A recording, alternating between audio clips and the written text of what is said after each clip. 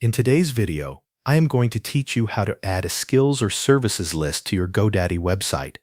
Start by logging into your GoDaddy account and opening your website dashboard. From there, go to Websites plus Marketing and select the website you want to edit.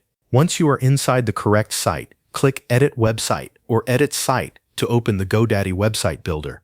After the editor loads, navigate to the page where you want your skills or services list to appear. Scroll down to the exact location where you want to place this new content.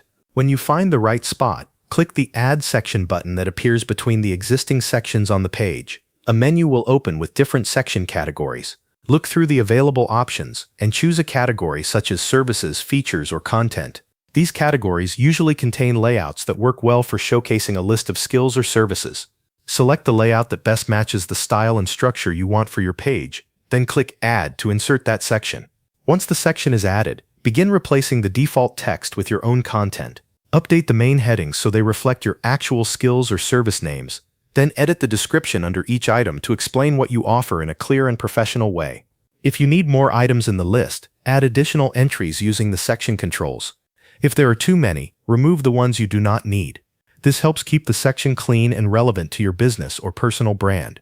If the layout includes icons or images, you can also customize those. Upload your own graphics, or replace the defaults with visuals that better match your services.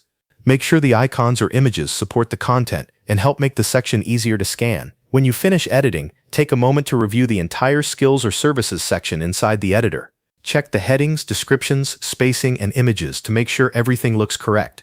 Then click Preview to see how the section will appear on the live website.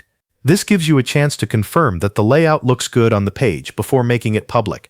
If everything looks right, click Publish to save your changes and make the skills or services list live on your website. That covers everything you need to know. Thanks for watching.